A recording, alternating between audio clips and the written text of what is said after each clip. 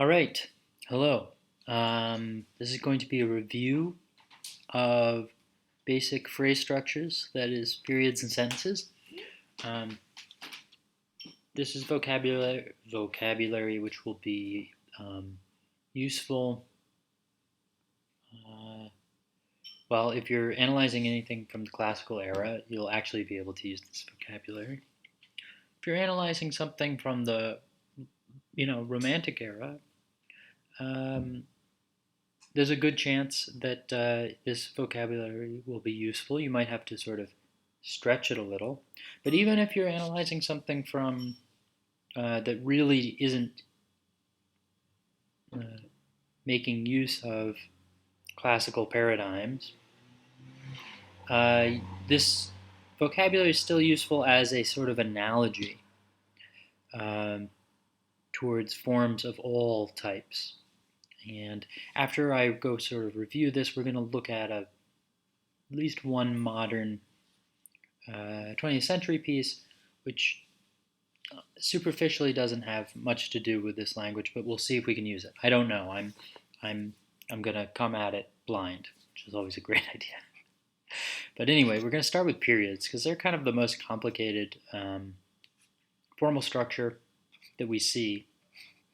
Um, some of these slides have to do with a textbook that we don't use, so feel free to ignore them. So there's 8 different types of periods you can label. Um, I don't really care. Oh yeah, that's right. Delicious, refreshing tangerine LaCroix. Um, so so there's 8 different types of periods. I don't care if you memorize those. Again, they're useful to know these terms uh, because of how you can use them in situations that aren't necessarily like um, strict classical periods. So it's not about sort of being able to identify a parallel interrupted period on a dime.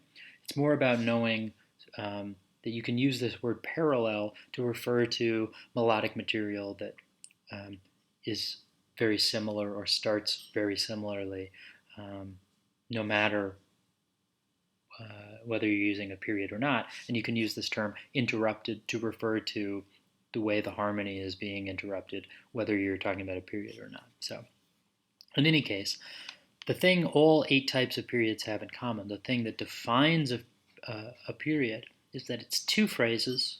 We call the first phrase the antecedent, the second phrase the consequent. That's the essence of a period. It has an antecedent and a consequent, each of which are a phrase, which is to say, each of which has a cadence of some kind. And various things about the harmony, the cadences, the way these 2 halves connect to each other, the way one of them is weaker and one of them is stronger, uh, give the periods their different names. And that's what we're going to go through. When we're naming periods, we give them a label based on the melodic material. By that I just mean the surface. It doesn't have to be like a melody strictly, but the sort of surface characteristics, the horizontal element, if you will. And then we give them a label based on their harmonic component, their vertical characteristics. And those 2 names together give us the full label of period. As far as the melody goes, we only have to answer one question. There's only 2 options. Is the melody parallel or is it contrasting? That is, are the antecedent and consequent parallel or contrasting? The harmony is a little more complicated. There are 4 possible labels you can give to the harmony: interrupted or continuous, sectional, or progressive. And I list them this way because these tend to be sort of an either-or situation. This is a very specific thing. Progressive trumps the other labels. Okay. So, to start with a simple thing, melody, we're just asking about parallel contrasting, and as you well know, that just means that parallel means the phrases are the same or very similar. Which phrases? The antecedent and the consequent, the two phrases that make up the period. Contrasting just means they're different. And a good rule of thumb is to look at the beginning of each phrase. Often, if they start the same, that's usually good enough to be parallel. In other words, it's a kind of it's a low bar to be parallel. If they have like really almost anything in common, that's not exactly right. But if they start the same, even if they diverge a great deal, we call them parallel. And the contrasting antecedent and consequent really have to be very, very different. Okay? So here's a phrase. Here's two phrases. Here's an antecedent, has a half cadence, and a consequent has an imperfect authentic cadence. And if we just look at the melodic melody, da dee da dee da dee da da da da dee da dum bum bum bum ba dum da dee da dee da dee da da da da dee da dum bum bum bum ba dum. So these are very similar melodically, the antecedent and the consequent. So they are for sure parallel, for sure. Here's one. Ba da dee da da dee da dee dum da da dee da dee da dee da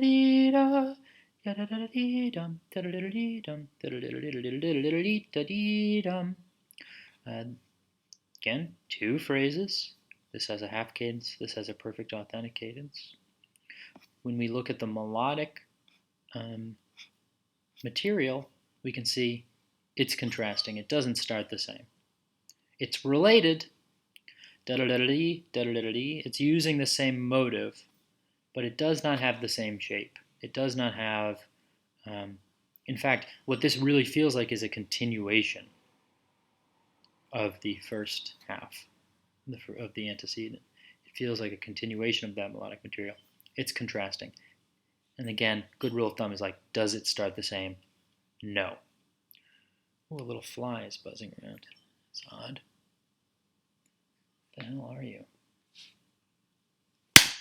All right. We've got a first phrase, ends on a half cadence, looks like. Second phrase begins the same with a little bit of an alteration and then is pretty different. It's adding a lot of extra stuff. So it looks pretty different, but it starts the same, but it looks pretty different. So we would call it parallel because it starts the same. So again, the bar is low for parallel. This has the basic same thing. It's kind of an elaborated upon version of the first melody. Even though it's superficially quite different, we would call these parallel. And again, the beginning of each and the similarity there gives it away. Okay, so that's the first question you have to answer with periods. Are they parallel or are they contrasting? And again, that can be used to refer to any melodic material. So that almost certainly could be used in almost any piece of music you'll be analyzing for your final project if there's a melodic component, which for most of you there will be. Now harmony is a little more complicated. First question we want to ask is it interrupted or continuous? Interrupted means the harmony is progressing and then it is interrupted and sort of starts over. So the antecedent is going along nice, nice, nice. Maybe goes to a half cadence. And then the consequent, boop, starts over at 1 again. Starts over at the tonic. So we're sort of starting from scratch in the second phrase harmonically. We call that interrupted. Sort of makes sense. Continuous is kind of the opposite. The antecedent is moving along harmonically, nice, nice. It maybe goes to a half cadence. And then that half cadence continues. Maybe we start the second phrase with a 5, and that moves on from there. And we can sort of trace the harmonic motion through the full period in this uninterrupted way. We call that continuous. So oftentimes, an interrupted period would look like this. Half cadence at the antecedent, starting over from 1 in the consequent. The continuous period often looks like this. Half cadence in the antecedent, starting from 5, picking up from that 5, and then having an authentic cadence at the end of the consequent. Okay. I'm going to ignore that. There are some other possibilities for how that could work. Again, the spirit of continuous is that the harmony is continuing through and is not resetting. So these are other situations where you can have a kind of predominant prolongational thing at the end here, and then move to the dominant authentic cadence. Okay. So interrupted versus continuous. Is the harmony of the entire period interrupted halfway through and start back at 1, or does it continue all the way through? So back to this one, we had a half cadence, the beginning at the end of the antecedent, and then we go back to 1 in the second phrase, so that's interrupted.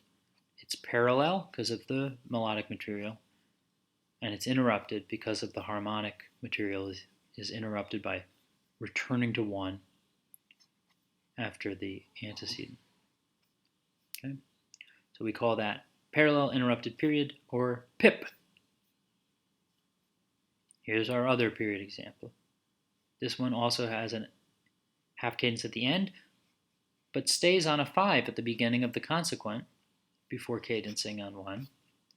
And for that reason, we'd call it not just contrasting, that's the melodic terminology, these are contrasting melodies, but continuous, because the harmony continues, there's this harmonic smudge over that halfway line between the antecedent and consequent. Okay? In this case, because we end with a 5 and then we pick right up with a 5. We end the antecedent with a 5. We start the consequent with a 5. That's continuous. CCP, or KP. Okay. Then there are two other types of harmonic labels, sectional and progressive. And these are both specific cases. And sectional trumps interrupted, meaning you could have something that looks like it's interrupted, but if it's also sectional, you call it sectional. And you could have something that looks like any other thing, but if it's also progressive, you call it progressive. Okay, that's not that important. It's more important that you know what these mean. Sectional means something very specific. It means the antecedent stops, the antecedent ends on an imperfect authentic cadence, and the consequent ends on a perfect authentic cadence. If that happens, we call it sectional no matter what. Why is that? Well, because it's an interesting way of a period working. Usually a period works, always a period works with an antecedent that ends in a weaker way than the consequent ends. So we have this kind of openness to the antecedent that is then closed or sort of finalized by the consequent. And oftentimes that's by having a half cadence that's kind of open, hanging in the air, and then an authentic cadence that kind of closes shit down. But in this case, we have two different types of authentic cadences, which are both in their way rather closed. So in order for this to actually work as a period, this has to be a weaker authentic cadence, an imperfect one, going to a perfect one. So it's a sort of special case of a period where we have two authentic cadences, an imperfect and a perfect. And we call it sectional because each of these phrases is quite sectioned off because it has a pretty strong cadence at the end of it. Okay, that's where the name comes from. Progressive means we end up in another key than we began in. That's it. We end up tonicizing another key than where we began. Okay, so progressive means we've moved on, we've progressed from our original key. That's all it means. So here's a period. Looking at the melody, right away you can see it's parallel. The beginnings are so similar, right? Dun da da da da da da dun da da da da da da. Very similar. So this is parallel in terms of the melody. What about the harmony? Well, the antecedent ends on an IAC. The consequent ends on a PAC. This is a special case. This is a sectional period. So this is a parallel sectional period. Psp. Here's another one. In terms of the melodic content. Da dee da da da. Pretty similar shaped things, different pitches, right? But same shape to the melody, parallel. This one moves into A minor at the end. So it's got to be progressive. So this would be a parallel progressive period. All right, and here is a table of all the different types and what the phrase structure might look like. And so if you were doing your formal chart for your final project, for your annotated score, you could make these little phrase diagrams like this, or with brackets, however you like. They don't have to be arches necessarily. And these would be what you would write for each of these types. Of course, you'd need the key and stuff like that, depending on the context.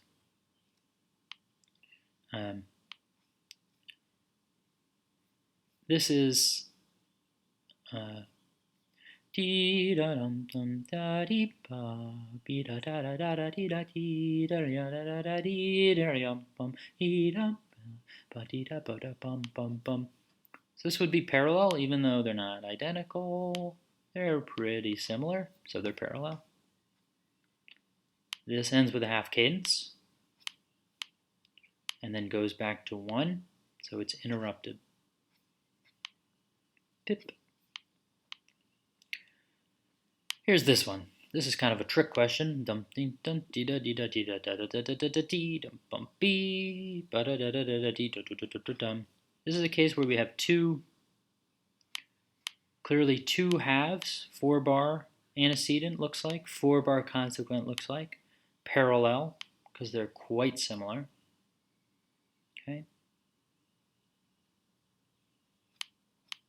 But it's important to notice,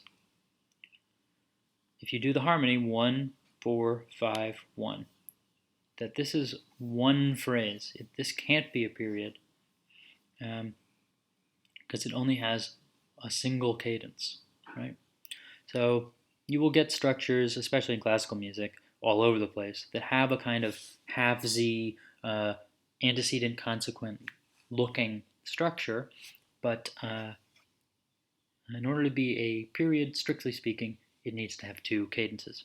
That doesn't mean you can't make an analogy with a period. If you had something like this, you could say, well, this is a sort of a periodic type structure with a progressive harmonic, sorry, not progressive, with a continuous harmonic progression moving through it, meaning that uninterrupted harmonic progression. So you could allude to those terms, even though it's not strictly speaking a period. And then, of course, we have lots of special cases involving nested sentences. So,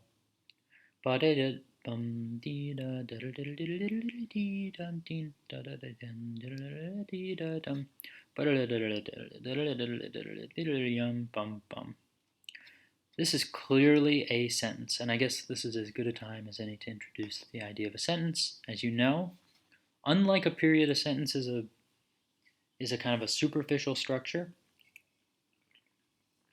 A sentence doesn't necessarily have to have any kind of harmonic characteristic to it. It's just a kind of a phrase structure where you have some relatively short idea that is then repeated or nearly repeated, and then you have a continuation. So you have what's sometimes called the basic idea, a repeat of the basic idea, and then the continuation. So it's the ba-da-da, ba-da-da, ba-da-da. That's all the sentence is. And in this case, we have that. We have this idea, it's repeated, and then there's a continuation that's longer. So we have a sentential structure here. You can also see within the continuation we have a smaller sentential structure. A basic idea, a repeat of the basic idea, and a continuation of that. Okay. This is just to say that you can always have nested, that means like within a larger version, periods, sentences. You can have sentences within periods. You can have periods within sentences. You can have anything you can imagine. These can be nested. And of course, as we've learned this year, binary form types can kind of be thought of as like giant periods. So you can have a binary form made up of a bunch of double periods, which are each made up of a period for each antecedent and consequent, right? So you can have this kind of a Russian nested dolls situation. Here's a chart of if you had a period made up of two sentences. Your antecedent is a sentence, your consequent is a sentence. Or you could have a period which is also a sentence, where your antecedent is the two basic ideas, and your consequent is the continuation. You can have a double period, which means your antecedent is a period and your consequent is a period. Okay, that's what's happening here. And there are other types. You may know this from the Pathétique. So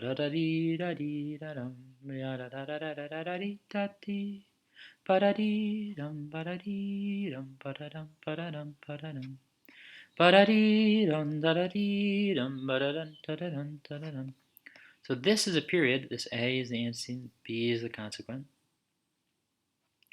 This ends on a half cadence. This ends on a stronger cadence, on an imperfect thing. And then you just get an extra consequent. It's just added on. You could call it an echo. We could call it you could sort of bracket it off and say, oh, this is not really a part of the phrase structure. It's just kind of a repeat of the consequent. You can even have asymmetrical periods sometimes, where you have 3 phrases or 5 phrases. That's rarer. And then there's a term, one of these mildly useless theory terms, phrase group, which is a word we use when we have a bunch of weak cadences and no strong cadence.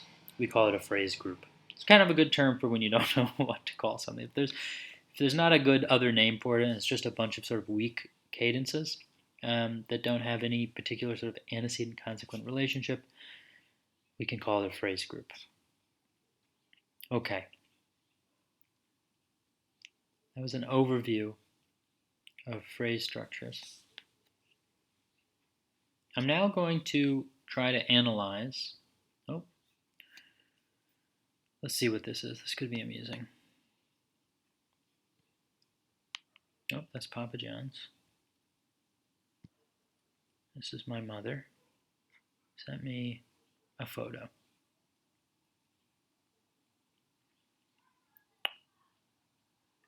And mixed berry cobbler just out of the oven. All right. And there you go. Great. That's how my mom sends photos. So this is a movement from Georges Ligeti's. I think it's technically pronounced Georges. I always call him Georgi, but Ligeti, Sonata for Viola, from written in the 90s. It's got a number of movements that are all very analytically interesting. I'm going to look at the Lamento. And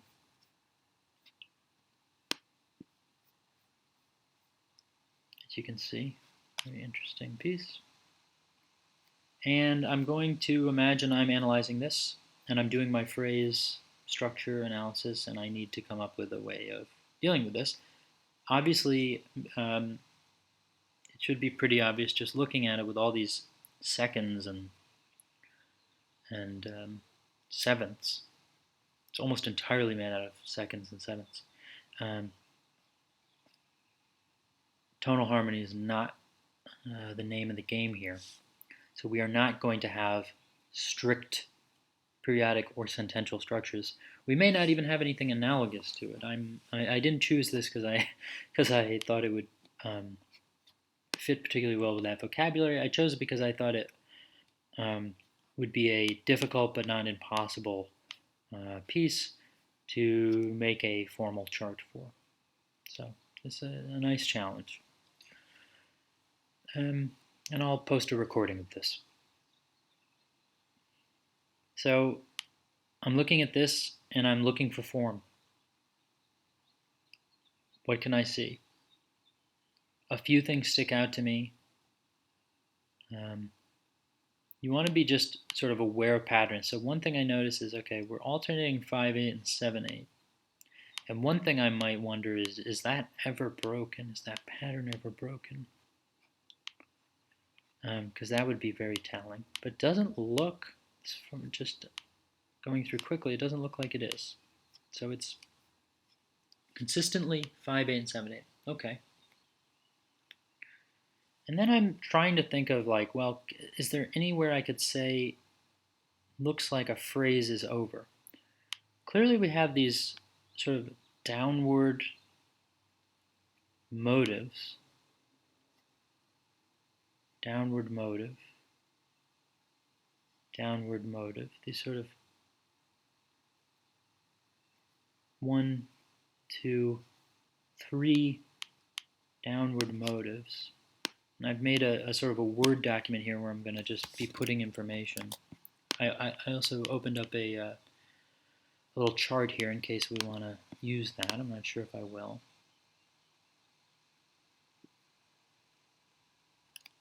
But I'm just going to write down some information to start. So there's a 2-bar, 3-part downward motive to start. 2 bars with 3 distinct dyads.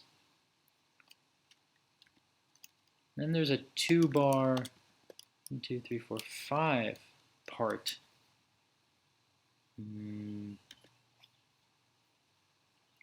motive, whatever. I'm not sure what to call it. And then there's a 3-bar,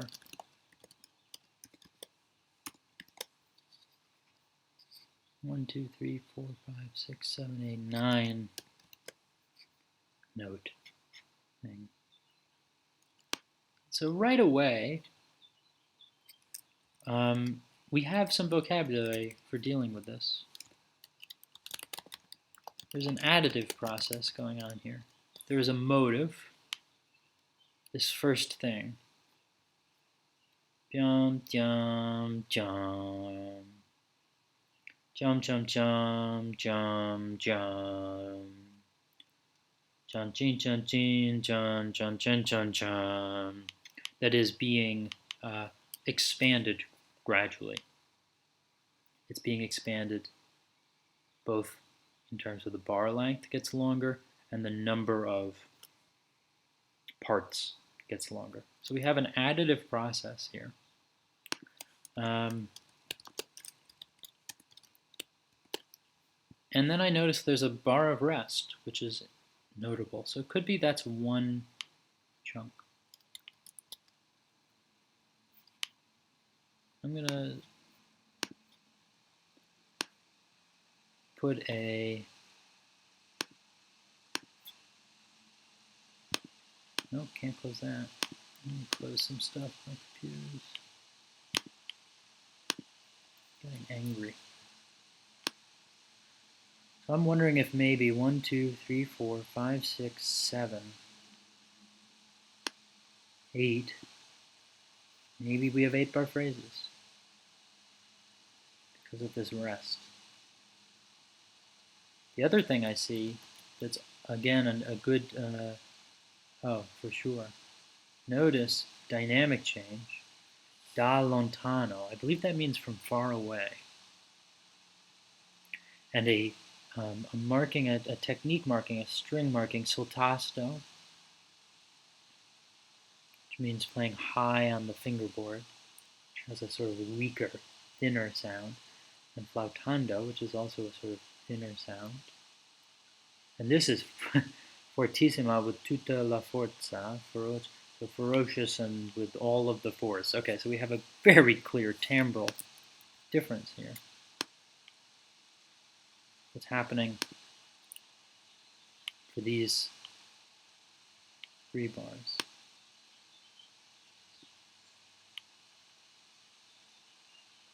And then done, we're back here. So it looks like, yeah, we have an 8-bar phrase, and then we have a 3-bar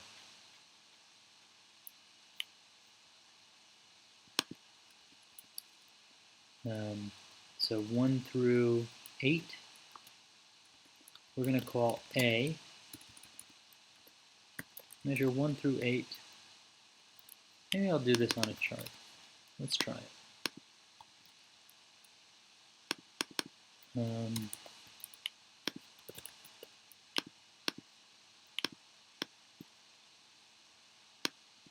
I mean, I just can't abide that not being in the center. Okay. So this will be measure numbers. This will be phrase label, maybe. And we're not sure. Maybe we'll put some other stuff in.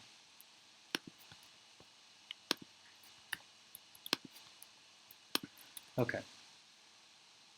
So 1 through 8, and then 9, 10, and 11.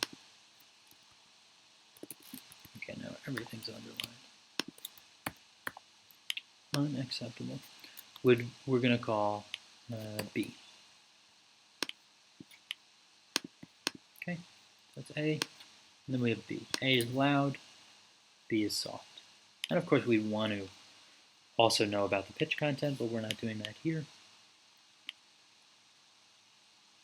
Dum dum dim. Again, 3 parts. Bun dun dun din dun dun. Now 6. 1, 2, 3, 4, 5, 6, 7, 8, 9, 10. Interesting.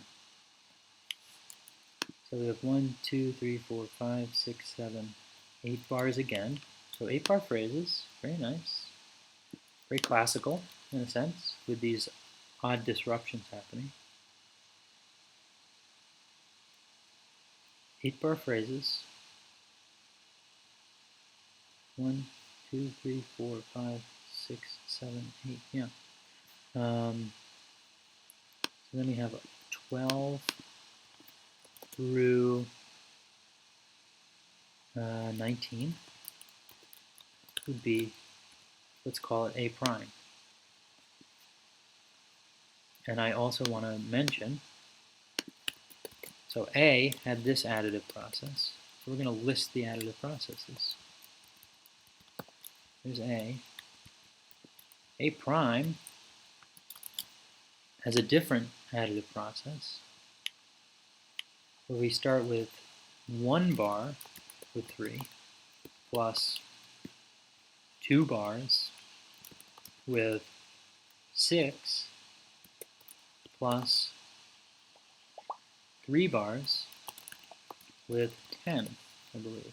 1, 2, 3, 4, 5, 6, 7, 10.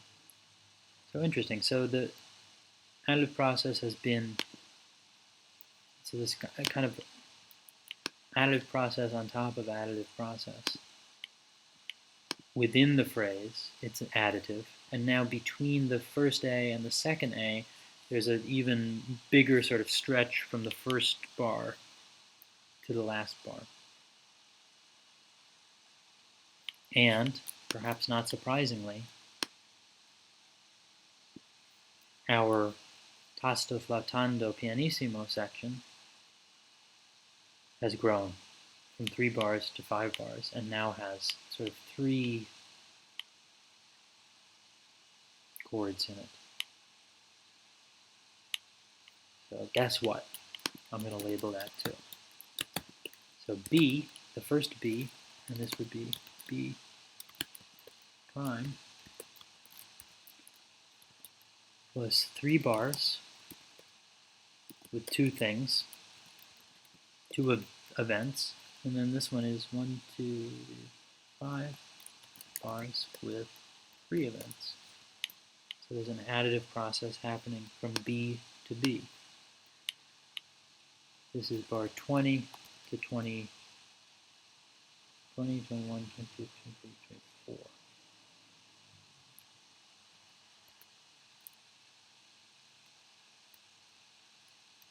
And this is B prime. Good.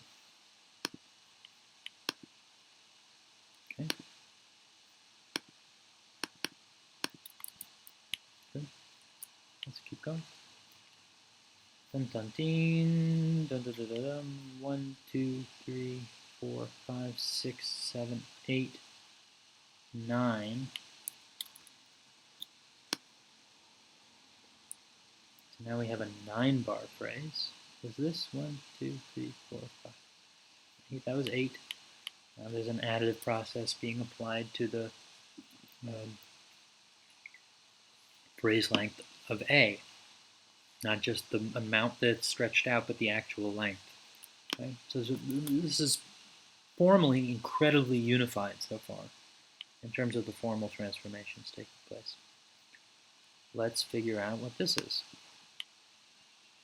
Let's write this part down first. 25 to 33. This would be A double prime, and it's possible if it's very similar to one of these, we might want to indicate that. So we'll see.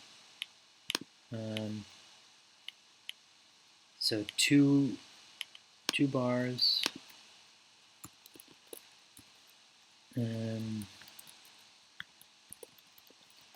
2 bars with 3 things, just like A was, A double prime. Then 2 bars with 6 things. Okay, that's like 2. And then 1, 2, 3, 4, 5 bars. My word. With 1, 2, 3, 4, 5, 6, 7, 8, 9, 10, 11, 12, 13, 14, 15. So huge jump there.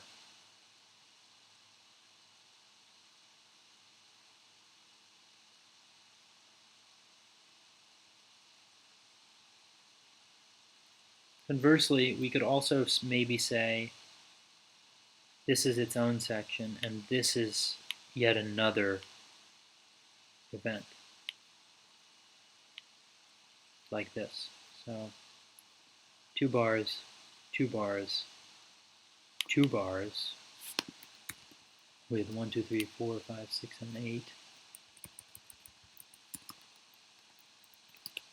plus 3 bars with 1, 2, 3, 4, 5, 6, 7.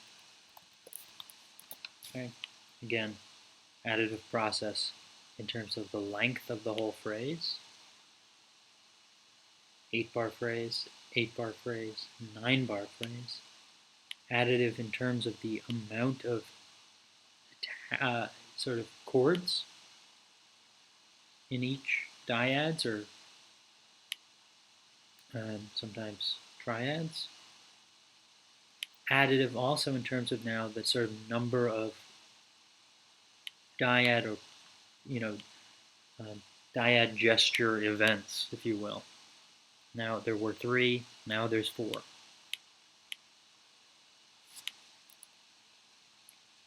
And now we have our flautando section again. 1, 2, 3, 4, 5, 6, 7 bars.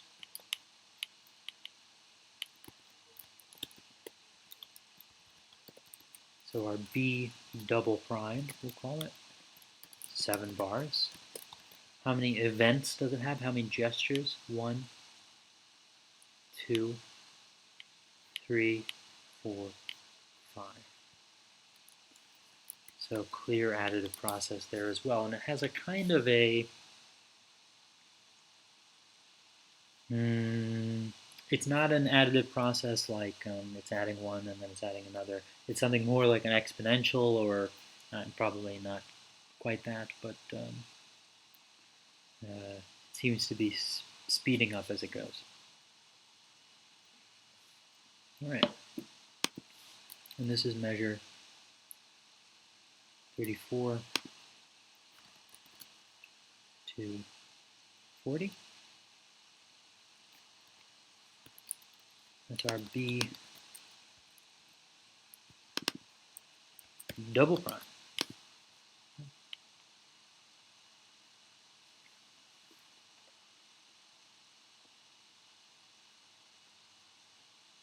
We could make an allusion to a sort of a rondo type of form in that we're coming back to the same sort of two types over and over again. Now it's pretty clear. We've got a tempo change, a very specific odd tempo change, meno mosso. We've got a timbral change. These are now harmonics. This is what it sounds like. This is the sort of fingering. The diamond note is where you press the harmonic node, and then this is the pitch you're actually pressing down. So there's still double stops. But we've got a timbral shift, we've got a tempo shift, and we've got a break in our loud, soft, loud, soft, loud, soft. We've broken that sort of back and forth, and now we're on a new soft section. So I think what we want to do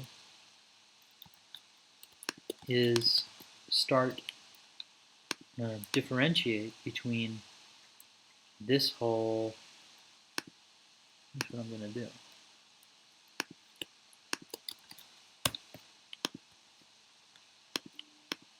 Can I do this?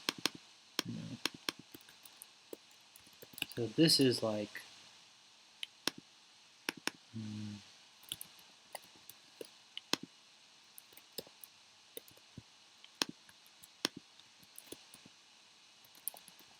now we've got a kind of binary, and there could be a third section, I don't know, of measures 1 through 40. And now we've got this new thing. We're going to start calling this sort of on a larger scale, a B section. 1, 2, 3, 4, 5, 6, 7, 8, 9, 10, 11. No. 1, 2, 3, 4, 5, 6, 7, 8, 9. And then a shorter thing. Oh, interesting. Okay. Hold on.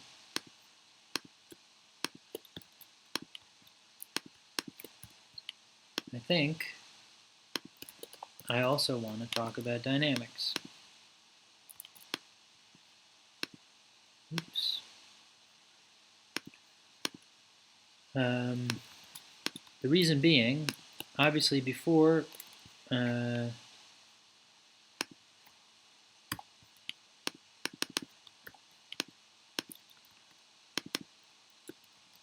we have this really loud A sections. We have really soft B sections. And now we've flipped, it appears, at least for the first two. We're starting this new section that's our sort of long, what was our A is now soft, and what is now our shorter B is now loud. So there's been a kind of inversion of that. Cool.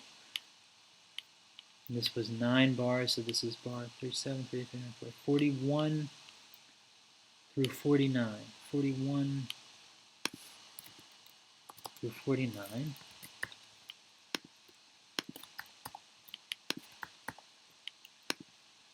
And then 50 through 52. Okay.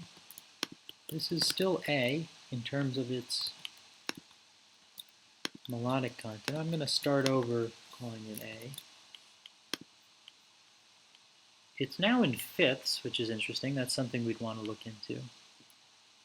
Let's see. We've got 2 bars with 3 attacks. Here's our new A. 2 bars with 3 attacks. Then we've got 2 bars with 5 attacks.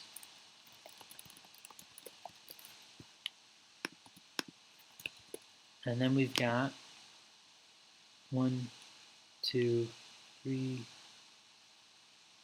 4 bars with 1, 2, 3, 4, 5, 6, 7 attacks. Okay. And in some way it's going a little bit back to our original A.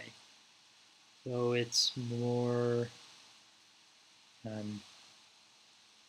not quite though. This is like our original B, in that it's 3 bars with 2 events, so to speak. Okay.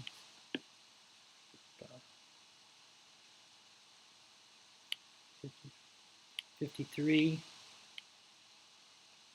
4, 5, 6, 7, 8, 9. So 53 for 62.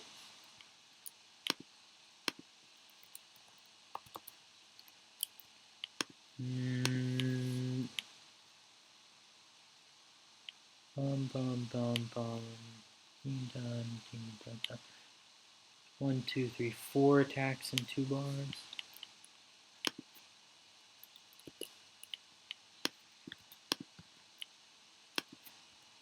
Two bars, 4 attacks,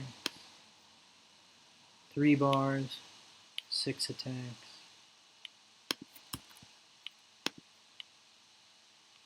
1, 2, 3, 4 bars, 1, 2, 3, 4, 5, 6 attacks. So there's kind of a bit of a contraction here at the end. And it's also slower. The rhythms are slower than they were originally. And so there is a kind of a augmentation effect going on here too, which could fit into our overriding formal theme of an additive idea. We're not just sort of stretching out the difference between how many attacks there are in the first chunk, second chunk, third chunk. We're also like adding rhythmic value as we go. These are now quarter notes instead of eighths, etc. And I'd be looking for patterns in there. And then we get this little tiny ending bit, which is kind of its own. 63 and 64. And this B prime, so to speak. It's just 2 bars, 1 attack. Yeah, so there's a kind of a diminuendo. Yeah, wonderful. So there's a kind of an arch form with an almost golden section type of form where we reach maybe the halfway point or the sort of midpoint of the logic of the piece is sort of almost 2/3 of the way through, something like that. And then there's a kind of a, so it has a kind of an arch form of additive, additive, additive, and then a kind of like a slowing down that process as we reach the end. Good. 2, 3, 4. Yeah. Interesting.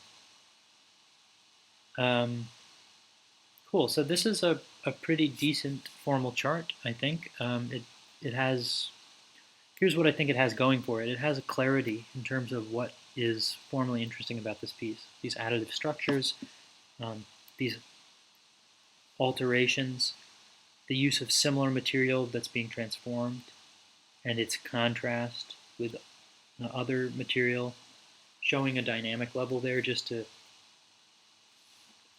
add to the level of detail. It's possible you'd want to call this a C and a D section instead of an A and a B. I think that'd be fair, that they're distinctive enough. And some of that would have to do with looking into the pitches more and seeing what they have in common. Anyways, I've gone long enough on this. Just wanted to show you an example of starting from scratch on a piece of relatively modern music and what a formal chart might look like. And of course, you could include all of this information onto your score if you wanted, either by hand or on a computer, um, making sort of like red lines or blue, color coding all these phrases. Or you could make a chart like this, or you could make a little arch phrase map if you wanted to. Whatever is the clearest and the um, most appropriate for your piece, I'm happy with. So let me know if you have any questions about this, and talk to you soon.